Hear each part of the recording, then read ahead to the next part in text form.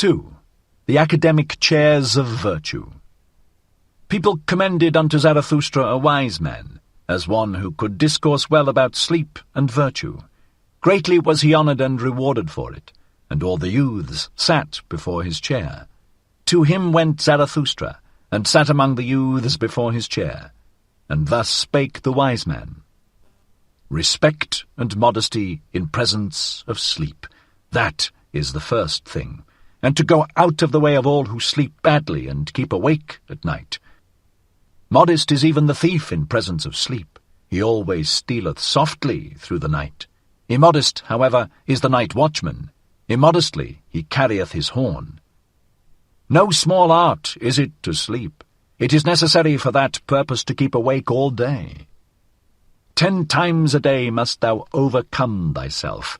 That causeth wholesome weariness, and is poppy to the soul. 10 times must thou reconcile again with thyself, for overcoming is bitterness, and badly sleep the unreconciled.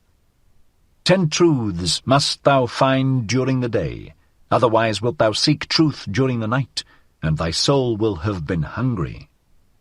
10 times must thou laugh during the day, and be cheerful, otherwise thy stomach, the father of affliction, will disturb thee in the night. Few people know it, but one must have all the virtues in order to sleep well. Shall I bear false witness? Shall I commit adultery? Shall I covet my neighbour's maidservant? All that would ill accord with good sleep. And even if one have all the virtues, there is still one thing needful, to send the virtues themselves to sleep at the right time, that they may not quarrel with one another, the good females.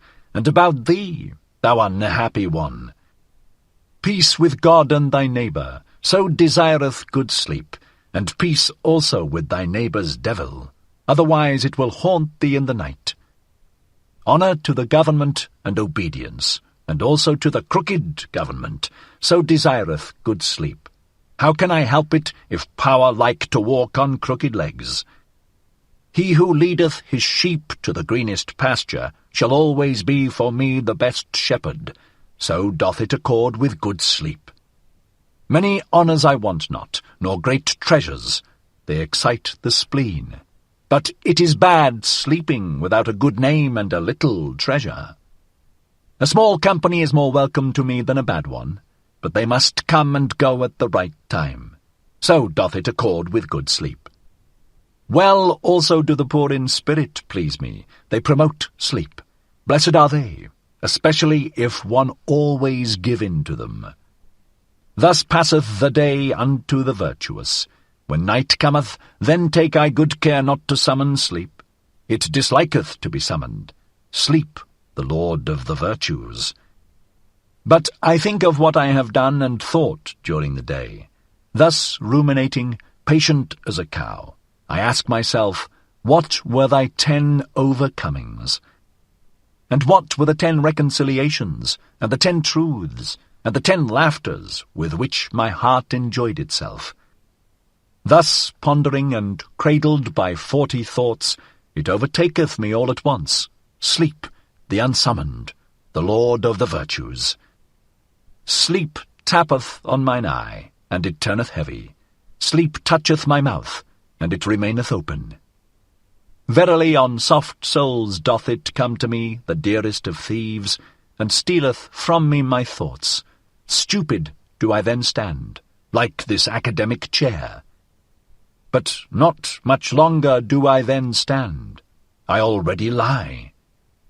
When Zarathustra heard the wise man thus speak, he laughed in his heart, for thereby had a light dawned upon him, and thus spake he to his heart. A fool seemeth this wise man with his 40 thoughts, but I believe he knoweth well how to sleep. Happy even is he who liveth near this wise man. Such sleep is contagious, even through a thick wall it is contagious. A magic resideth even in his academic chair, and not in vain did the youth sit before the preacher of virtue. His wisdom is to keep awake in order to sleep well, and verily, if life had no sense, and had I to choose nonsense, This would be the desirablest nonsense for me also. Now know I well what people sought formerly above all else when they sought teachers of virtue. Good sleep they sought for themselves, and poppy-head virtues to promote it.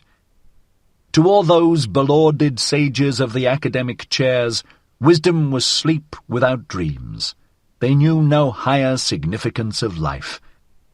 Even at present, to be sure, there are some like this preacher of virtue, and not always so honourable. But their time is past, and not much longer do they stand. There they already lie. Blessed are those drowsy ones, for they shall soon nod to sleep. Thus spake Zarathustra.